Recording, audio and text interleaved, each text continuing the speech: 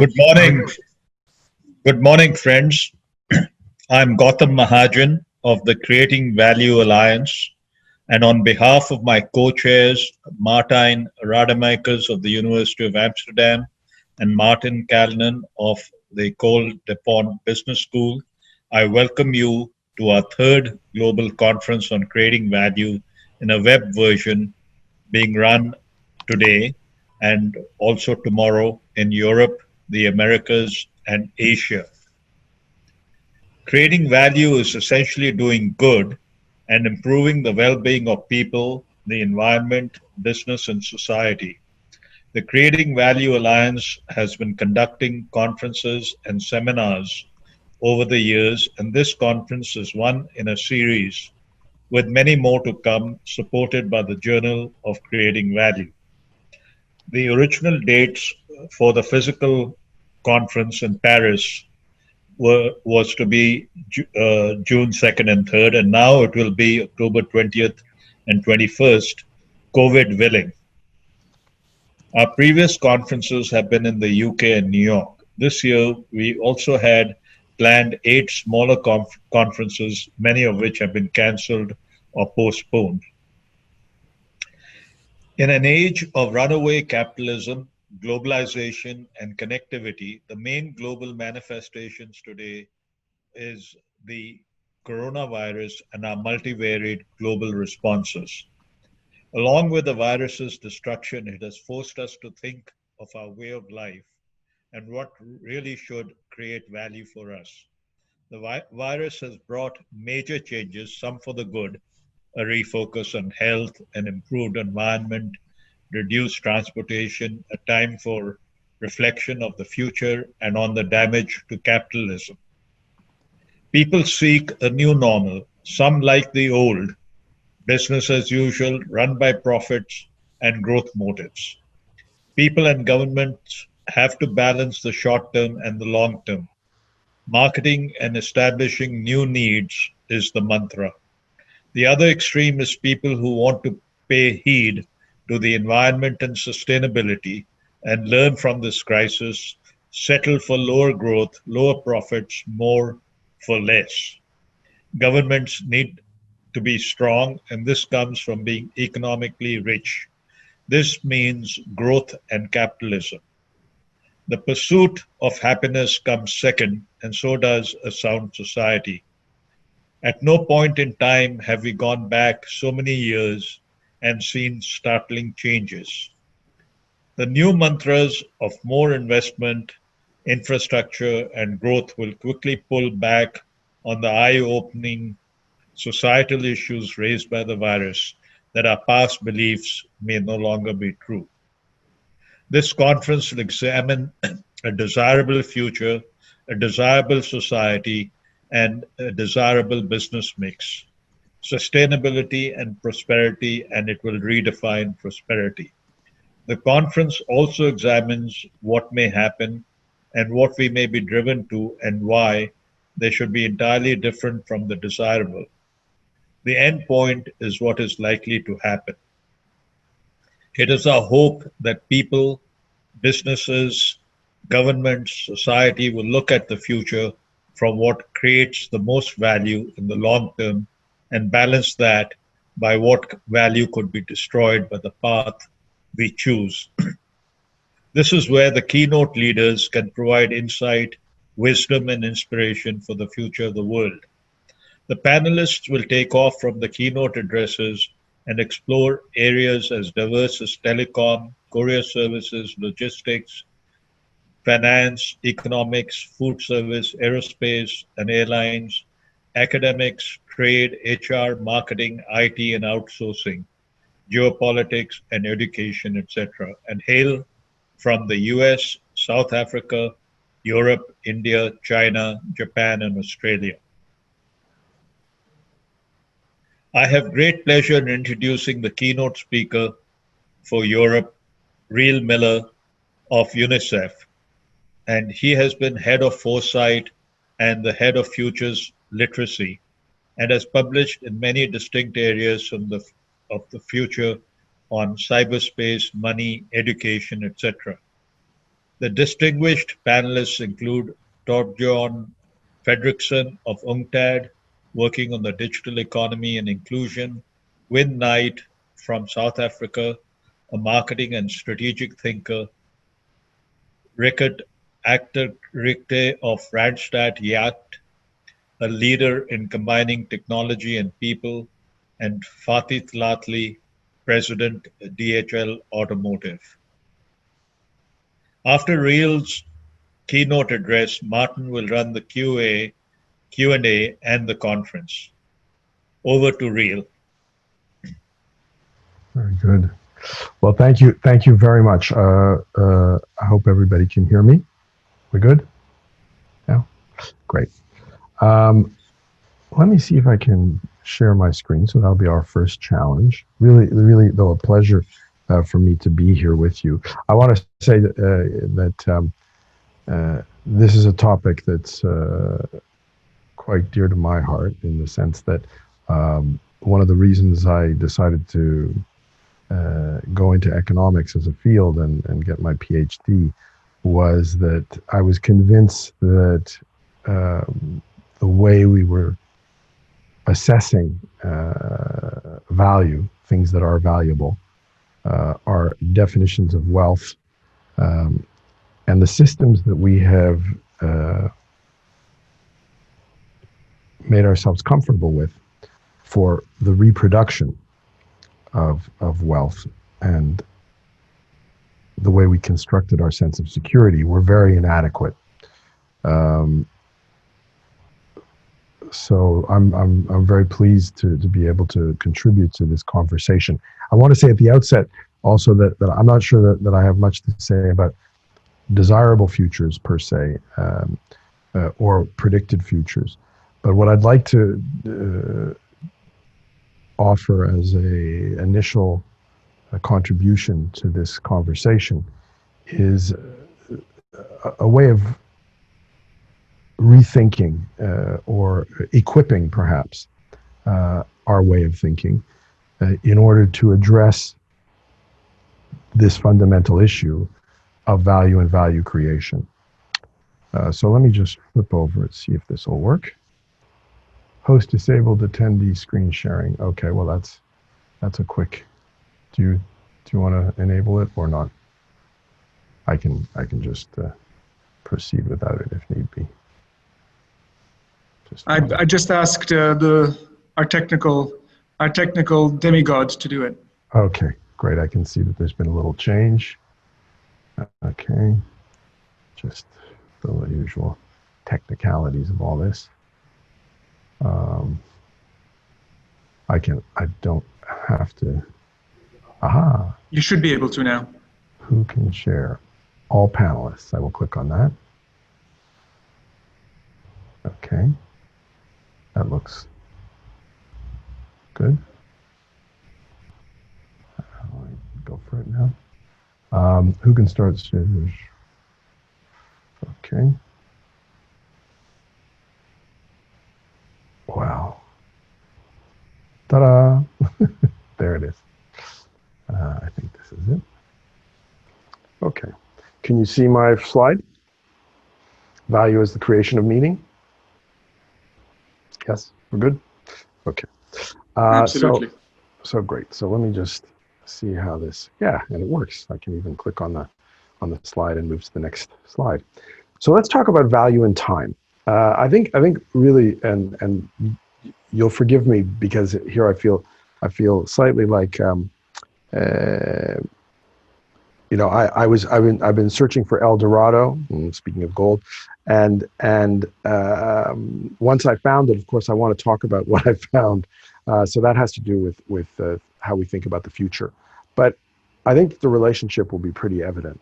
And my basic proposition here is that we cannot change our conception of value without being able to change our conception of time and our relationship to time.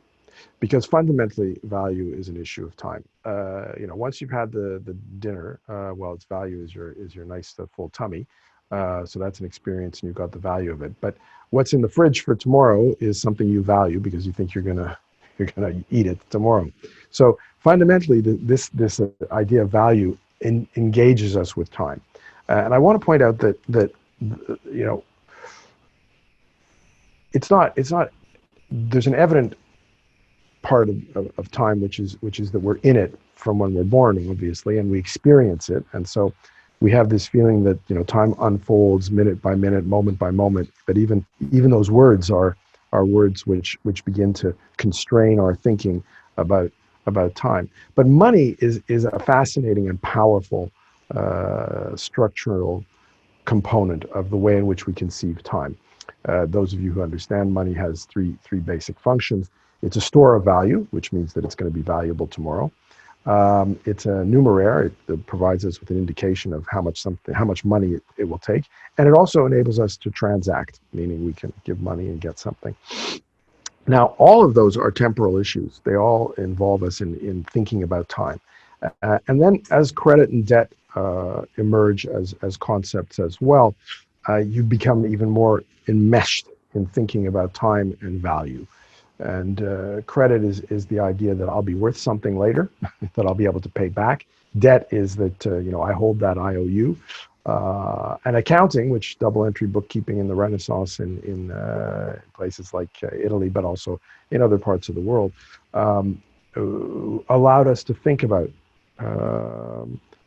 actually telling stories about those instruments of time, debt and credit. And our relationship to time, time is money, of course, is the classic phrase from the kind of 19th century, 20th century capitalism. But capital, of course, has many forms, and of course, capitalism is who needs a stronger notion there than that. Capitalism is about capital, and capital is, of course, about value and assets, and it's intertemporal. And that means that we have a whole series of ways of thinking about what will be valuable later. Let's start with land. Land will be valuable later. Why? Well, because you can own it, because you can grow things on it, because you can build things on it. Technology, machines, extensions of humans are tools. Are my eyeglasses, the tools that make us cyborgs for a long time now. They're also valuable tomorrow. I need my glasses tomorrow. That's capital in the form of physical tools. And there's the capital part that is, the cash in pocket or the money that's in a bank account with that numeraire. And yeah, I can use it for things, so it's valuable. Again, it's intertemporal. And we, of course, know that there's human capital, there's social capital, and there's natural capital. And all of those have intertemporal dimensions to them. As we know, they don't have the similar accounting frameworks. They don't have the similar power structures. And we currently live in a period in which certainly the world is dominated by financial capital and financial accounting.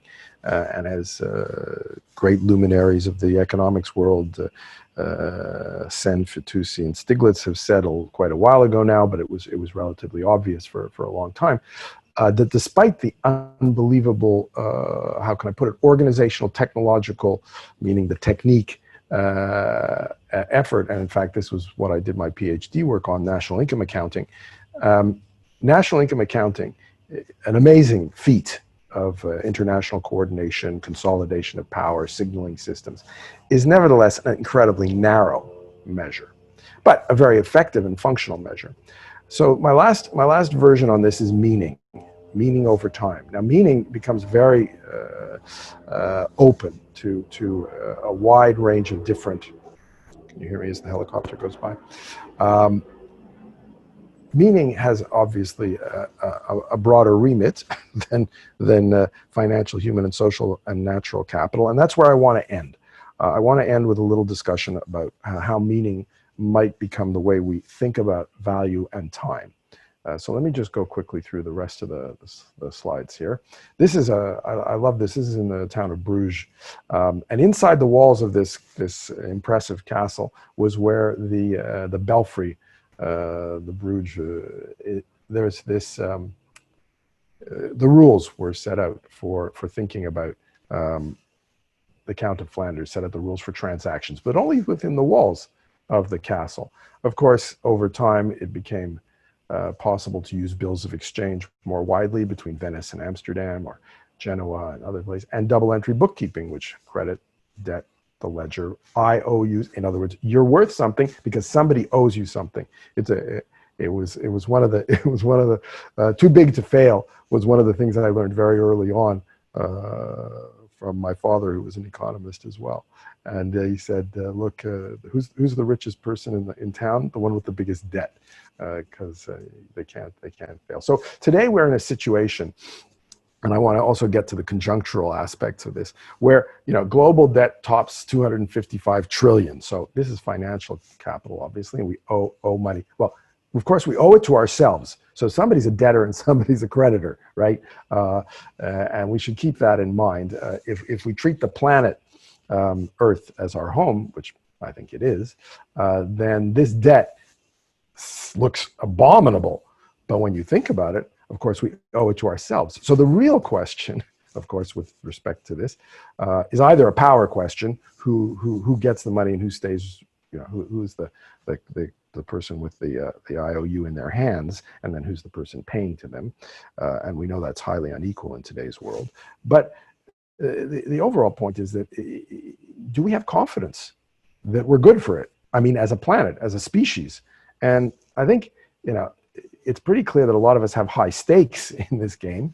And there are those who are supposed to pay off the debt and those who are holding the debt. And there's some international transfers, although less than you might expect, that create obvious power rivalries and power issues. But human capital, and if we take that as another base, if we take that as the denominator of the debt, not just the financial, if we say, okay, what's the underlying capability, the capital available for payment? Well, and if you bring in human capital, it obviously becomes much, much larger. I mean, it's trite.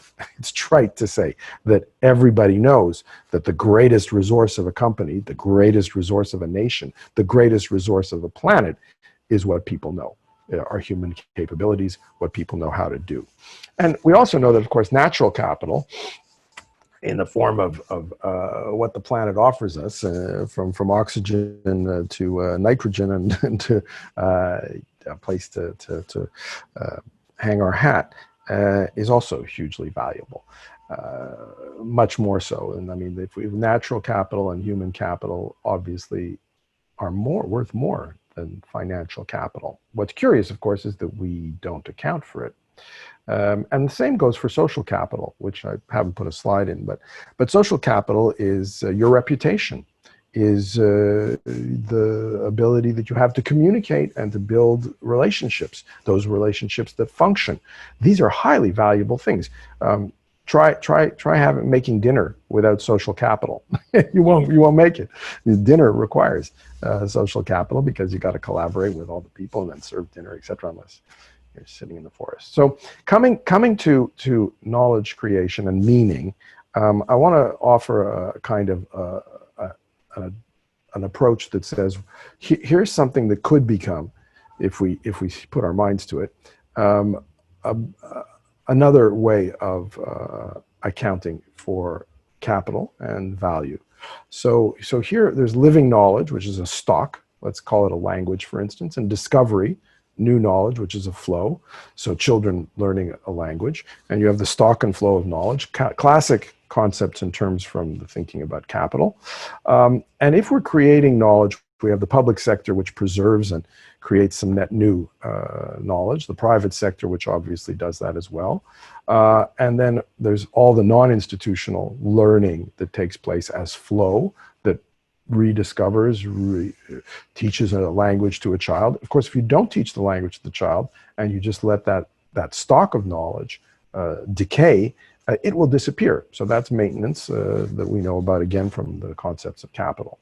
If we want to cover all of the living knowledge, we have to think about learning, and that's the creation of knowledge, through practice, learning is doing, through communities, learning is belonging, through identity, learning is becoming, and through meaning, learning as experience.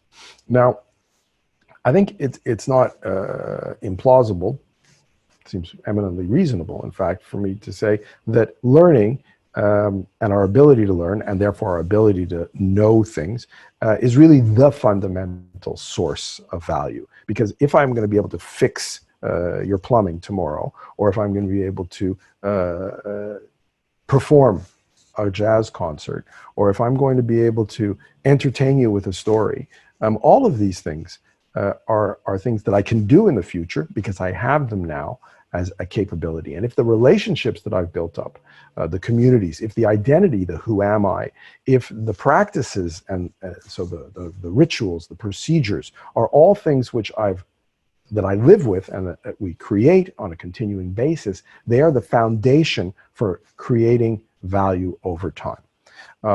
So that's the underlying concept. So now let me get to the kind of systems dysfunction, which is, we're at a moment, and it's, you know, this slide that you're about to see is a slide that I put together at least 10 years ago. I think it was before 2008 actually. Which had to do with my life and role as a policymaker, where I said, you know, what is it that's nagging away? What are people worried about? Why are they anxious? What's dysfunctioning? What's not working? What are weak signals of the systems that are decaying and the systems that are emerging? And it was basically, and I'll continue this theme of knowing things, is we do not know how to reconcile greater freedom with collective choices. This is a really big problem. I mean, pandemic confinement being a good example. Embrace greater diversity without inviting fragmentation and chaos. Well, again, this is the debate over authoritarian uniformity, etc. Foster greater creativity without increasing burnout and stress. Everybody thinks it's acceleration, you know, faster and faster, perform higher, harder, and better. In some ways, the way I look at it from an institutional perspective is, of course, if the boat is sinking and you need to bail the water out, you're going to have to pump faster and faster. So there is an element there to that. But the question one needs to ask also is, why are you bailing out the boat? Isn't there another way, perhaps, of building a raft or a lifeboat and leaving the big Titanic to sink? How do we inspire responsibility rather than impose it? How do we motivate change without resorting to fear, which creates defensiveness? How do we manage risk without hierarchy? In other words, create systems where there's a relationship between risk-taking and our understanding of uncertainty, so that we don't have to simply create a hierarchical relationship of, let's say, insurance or management.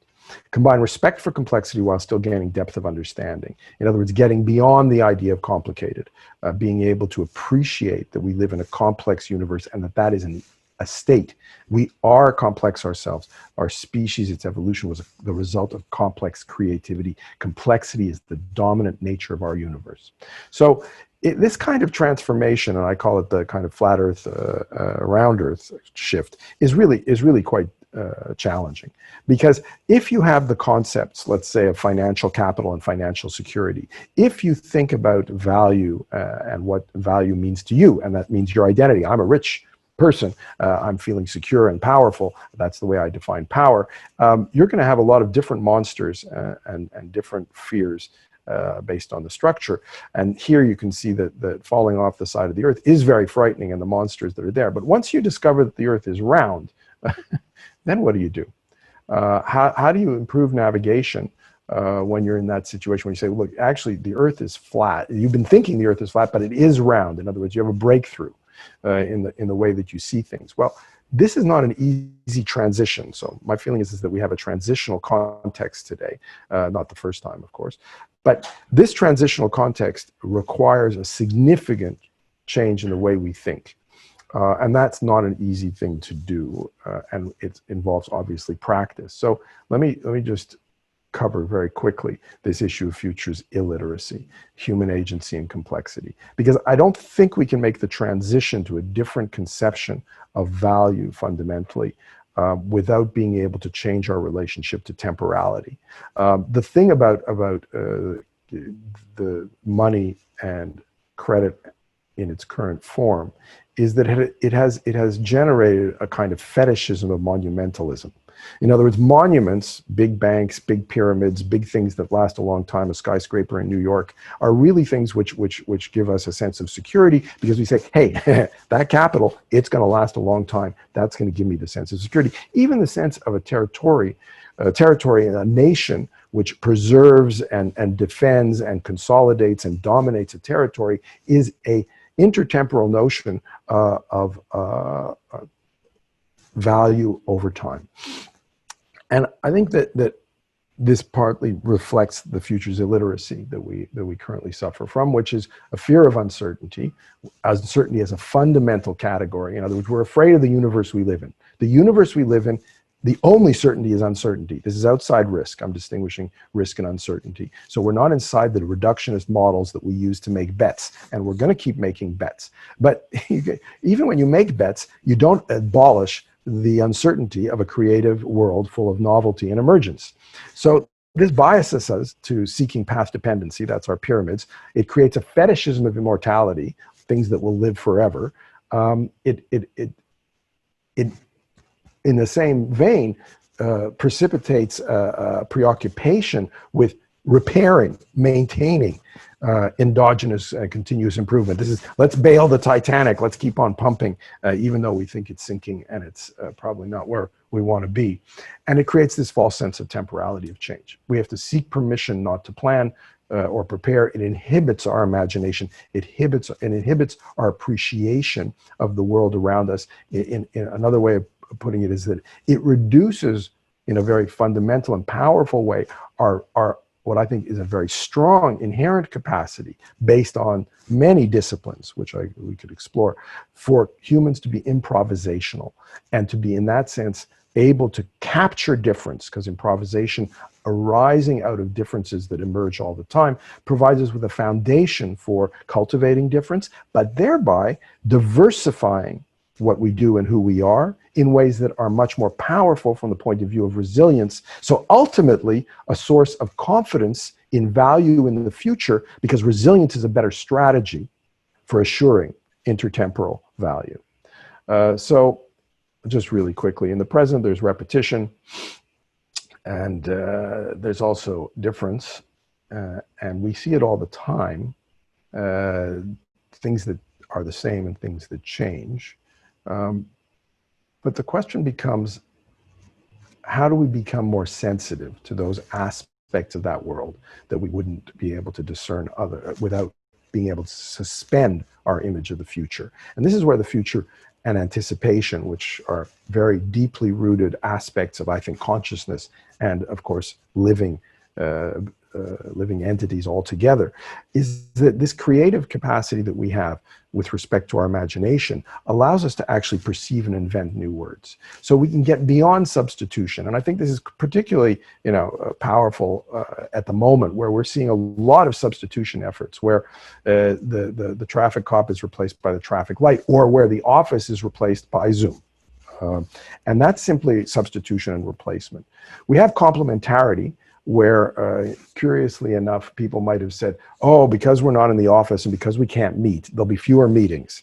Who believes that? Give me a break. People thought the telephone might reduce face-to-face meetings because people would call each other and not go see each other. Turns out, of course, they use the telephone to make appointments and to go see each other.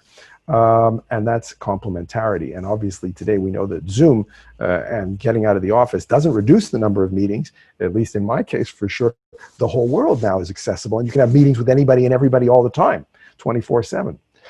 So this leads us to emergence, and that's the Model T Ford, which there was no idea that, hey, I mean, when they thought, hey, let's replace the horse with a motorized carriage, we're going to create climate change. No way. Oh, come on. Nobody thought about that, because there are unintended consequences all the time. There's emergence. There's the suburbs and let's say a white goods sector with all the mass production, mass consumption, post-war Fordism that comes out of this. But that was not what Ford, despite the word Fordism, really was thinking about. They were thinking about using their tools to create something to move people around. So the idea here is to use the future, if we become futures literate, to be able to distinguish endogenous and exogenous change, to become better able to detect the creativity, and the unnameable, to be more open to the liminal, to be more open to the marginal, to be more open to ambiguity, and also, quite importantly, to be more open to patience. Because, you know, and the example I like to use is that if a Martian came down to Earth and looked at a child crawling around on all fours and then looked at the other humans and said they're all walking on two legs, they'd say, what's wrong with this baby? It's got a problem. We should fix it. And somebody will turn around and say, well, just wait a little while. It will mature. The baby will become able to walk. And this is also true about much of the world around us. This question of patience, not doing, and having the confidence in our ability to capture and perceive the world in more open ways, to take advantage of the constant, unbelievable experimentation taking place, not just by human volition, but in general all around us. So futures literacy, which is this skill, this capacity to use the future differently, I think is fundamentally connected to this issue of intertemporal value understanding. And the idea of diversifying it is not to say that there's only one way of thinking about the future. It's my model and my forecast and, you know, the highway otherwise. It's to say crystal balls have very powerful impacts. They can evoke and make us imagine things we would never have imagined before. And so if we diversify our uses of the future, it's to think about the future in many different ways. And sorry, let me just take the future is many, not one. The dominant approach to thinking about the future technocratically over the last, is that a little message for me to stop?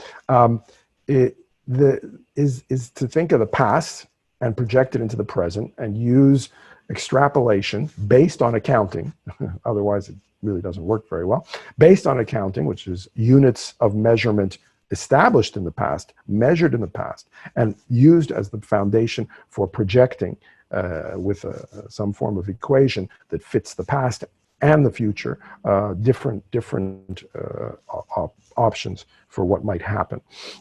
And of course, you can tweak the equations and you can expand your model, but the question is, what are you doing it for? What's the purpose here of exercising your imagination through scenarios or through forecasts? And there, primarily the purpose is that of making bets. In other words, we want to know what's going to be the best bet for our preferred future, for a safer future, etc. Fundamentally linked, I think, to the basic idea of intertemporal value that's related to winning and security. And you know, if I said to you that there's a system available to help you pick the winning lottery ticket, you'd say, oh, fantastic. So I'm going to be rich in the future.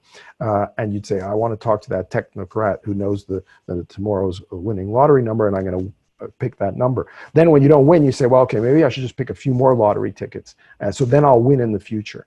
That's the fundamental way that we try to think about the future, is that I want to know how I'm going to win, how my horse will perform in the race. And that's the way I'm going to create security. And that's the way I'm going to create a better future, by making the right bets. I would suggest that not entirely compatible with the kind of orthogonal thinking that can come out of divination, and definitely not compatible with an ontological, a fundamentally different kind of future, which is what I would call anticipation in the future, which we imagine for emergence, which is probably much closer to dreaming, daydreaming, fantasizing, fabricating,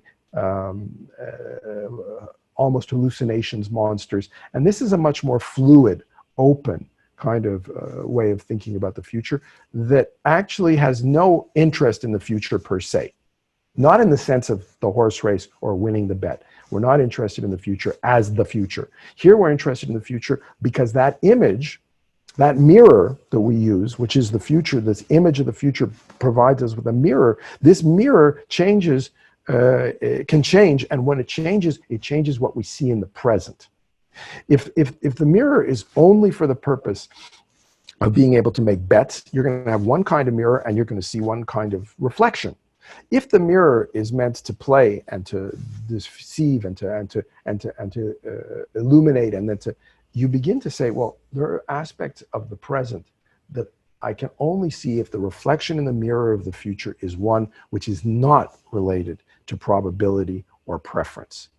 And that's something that we've been doing in many different ways with futures literacy at the work that I do at UNESCO. That's part of this global futures literacy network and the futures literacy chairs that we're establishing through UNESCO around the world. I wanted to throw this one up because a few years back, 2011, working with Jim Wynn and Stefan Bergheim and Ilka Toomey, we did some work on learning productivity. Is it time for a breakthrough? That's a paper that's available on the internet. It talks about some of these things in more technical detail and points out that we could move to systems whereby we have confidence in meaning as the source of value, and thereby changing the fundamental character of the way in which we use the future and the way in which we construct value and share value.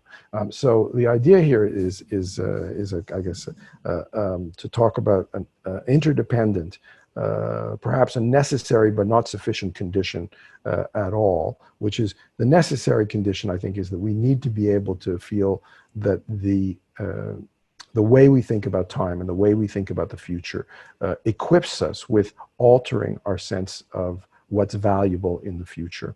And I think it's pretty clear fundamentally that what's valuable in the future is our capability to adapt, to invent, to change, to interact, to connect, and that we don't know what the future will be. And therefore, the crucial thing is to focus on how we understand ourselves in the present. And that in that sense, the way that legacy or our relationship to the future, or even permanency in one form or another, repetition, are created is by actually living your values now. And by expressing that in the present, we create the gift that is related to continuity. We have no idea, when you give somebody a gift, you have no idea what they'll do with it. And that's not the point. The gift is something you give to somebody else so they can do something with it. The same goes for future generations.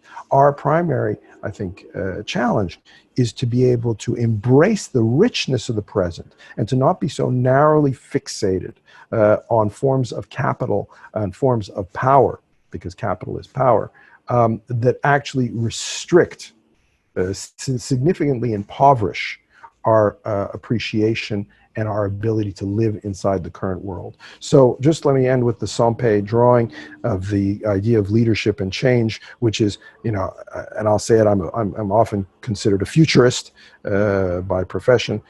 Since 1988, when I ran my first large futures exercise. And people want to know how you're going to get from point A to point B, follow the leader or the plan or the great idea or the vision or the ideology to get me from point A to point B. When you look at this drawing, which is clearly a movement from point A to point B across the precipice, it does not look very reassuring. It's not a very, I think, reasonable way to think about how we use our agency, our capacity to act. So I'm hoping that we can diversify that. How we anticipate matters, it changes the present, and I think it can have a fundamental impact on the way in which we understand value in the future. Thank you. Thank you very much, Riel. One thing to contradict you right from the start, one thing that is predictable is that in these conferences, it will always go over time. That is another, how do you say, staple certainty, I think, in life and the universe, which actually means we have relatively little time for Q&A. What I do want to do, though, because there's a couple of questions that have come through, I definitely want to address those. Before I do that, can I ask a broader question about to what extent what you're talking about is even possible and imaginable? What I mean by that is that you mentioned that complexity is the nature of the universe. Everybody's talking about complexity, and yet we live in a system that is technically oriented. It's all about complication.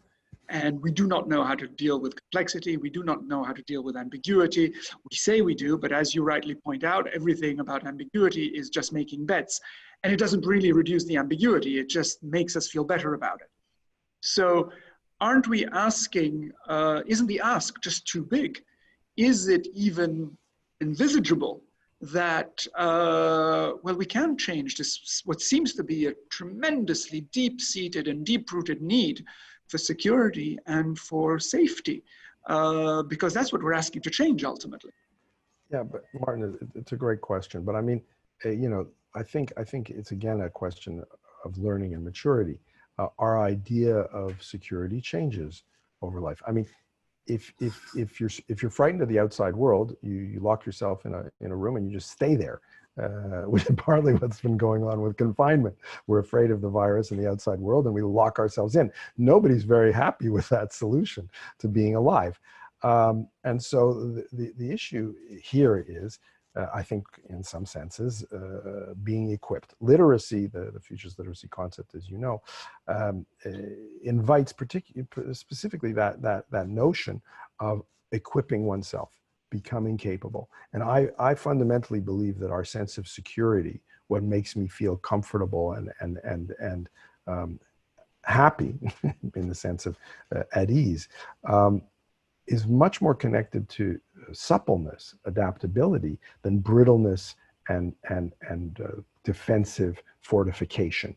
And it's pretty clear that from an intertemporal long-term perspective, let's say evolutionary point of view, diversification rather than defensiveness is it doesn't mean, look, the castle might last forever, absolutely, because who knows? There's no way of knowing. But from the point of view of what we know from the past, being able to diversify gives you a better base. Sure, some of those boats, rather than the bridge, are going to sink. But if you build a bridge and you defend the bridge, and then the earthquake knocks it down, or and you create all the congestion that a bridge entails, that's one way of dealing with the river. 1,000 boats is another way of dealing with the river. And so there's a question of strategic comfort. And I do believe that humans are capable as a species to integrate in the same way that we integrate language into our creation of meaning in everyday life, to integrate these ideas with respect to security, creativity, birth and death, legacy. I mean, part of what you're pointing to, Martin, I think is really a pathology related to immortality. You just, of course, you're scared out of your mind that you might break and therefore be gone. So defend at all costs, repair at all costs, live forever at all costs. This is an absurd anti-universe position. But of course, it is very, very powerful. So I'm not underestimating the difficulty of a transition, not at all. But I think that we have to be pretty forthright and clear about that. Thank you, Riel. A couple of questions that I want to put to you from our audience. The first is from Bijou. National capital is normally expressed in financial terms. Is there a way to balance across all types of capital and express this as a normative measure? Well, there's a few questions in there, but just very briefly. I mean, back in the 90s, I wrote a book for the OECD called Measuring What People Know, Human Capital Accounting for the Knowledge Economy. And I think that we're highly creative in our accounting systems. So I do believe that we can create evaluation and quality assessment systems that would allow us to have much more comprehensive, much more accurate accounting systems. But accounting and bookkeeping are power. And when you change the asset mix, you change the power mix. And so accounting changes are, as accountants rightfully say, not their job. It's a political job. And so maybe that's where the normative point comes in, is that we do have to decide that we want to include natural capital, human capital. We do have to decide to invest in the systems. I mean, think, so here's one accounting structure. It's a crowdsourcing mechanism, the stock market. We know the stock market has gone through many evolutions, crises and crashes and corrections and all the rest, banking sectors, and we have lots of rules and lots of infrastructure to make that all work. What if we invested something similar in assessing what people know how to do? What if we had evaluation systems that were highly sophisticated, throw out those diplomas, sorry, Martin, I'm the École de Paul, throw out those diplomas and actually evaluate what people know how to do and do it on a peer-to-peer basis and decentralize it and make it global. so that we knew human capital would be universal and all around the world. Well, people might recall that little phrase about changing the ownership of the means of production. Well, if human capital is much larger as an overall source of future value than financial capital currently, that is effectively changing the accounting system, changing the ownership of the means of production. Well, one knows what happened in the 20th century when people were drawing that as a battle line, and it did not.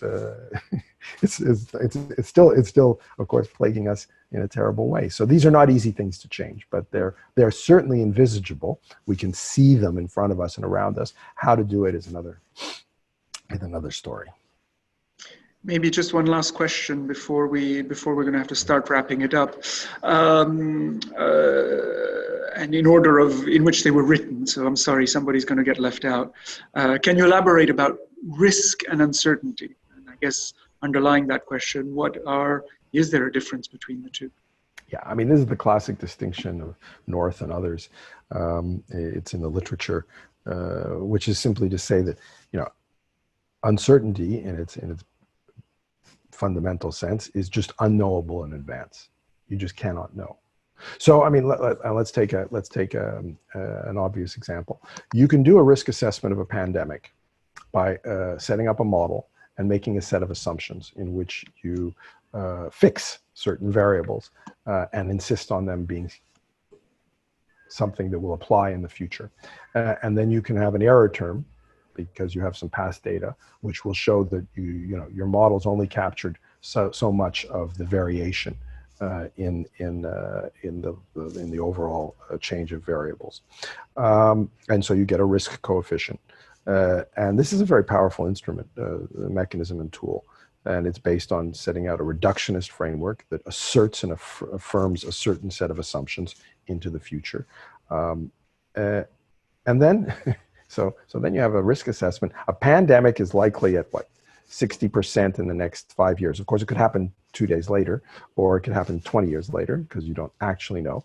But then the other issue, and this is, I think, is the really more crucial one, is that you don't know under what conditions that pandemic will take place.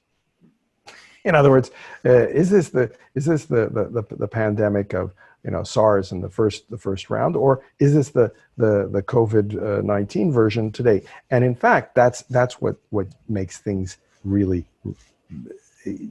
connects us to a less reductionist, because we're obliged to pay attention to only certain things, and we can't encompass the wholeness of everything.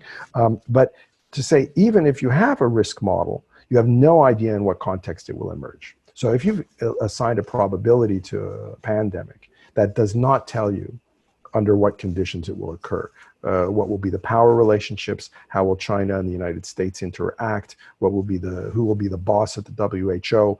How that will play out with a set of other issues around testing, etc. You have no way of determining that, and that's fine. There is no way. It's unknowable. So what's the conclusion? Find a way to understand and integrate uncertainty as a fundamental attribute of our universe, instead of trying to make it the enemy. If you make it the enemy and you put all your effort and sense of security, Martin, on the risk model, you're gonna be messed up. I mean, and what's fascinating here, and in a sense, Martin, your question is a super relevant one for the current context, and for me, the big moral of the story with respect to COVID is that if you put yourself in a risk control framework, you're setting yourself up for disappointment. And if you're setting yourself up for disappointment, you need to ask, why am I doing that? I'm going to make myself frightened. I'm going to make myself afraid. I'm going to create a situation where the future, because it throws things at us inevitably that are unknowable in advance. That's its creativity. That's the nature of this universe. It's going to do that. And I'm going to say, no, don't. But that's crazy. You can't. Get off this, I want to, now it used to be stop the world, I want to get off. Now it's stop the universe, I want to get out. I mean, come on, can't do that. So really, this issue of sometimes what I call walking on two legs or seeing with two eyes has to do with being able to simultaneously embrace a risk perspective. Of course, we will continue to make bets. We're all here. We bet that this webcast would take place, and we're all here. And we committed to it, and we're, lo and behold, here we are. But at the same time, did you know what you were going to hear, how it was going to affect you, what your state of mind would be this morning when you actually listened to what was going on, or this evening, wherever you are? No, that you can't know. And isn't that fantastic? Would you want to live in a universe where you could predict what you were going to learn at this session? That'd be crazy. So the fact that there's fundamental unknowability as a characteristic of our universe is joyous. It's wonderful. Thank you so much, Riel.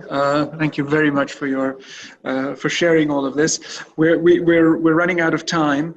What I would like to take a minute to do now, beyond once again thanking you and all the participants for their questions. Sorry, I didn't quite get to all of them, but I'm sure you can reach out to Riel if you want, either on the private chat, or you now know where he acts, where he lives, so to speak, professionally. So I'm sure you can find him, track him down.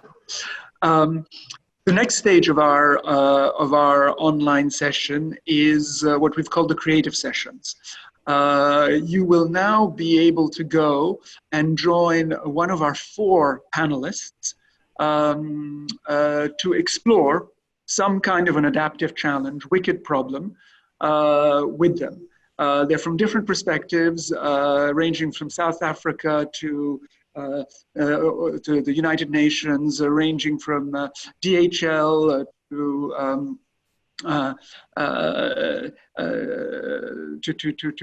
so very corporate perspective, to a much wider perspective of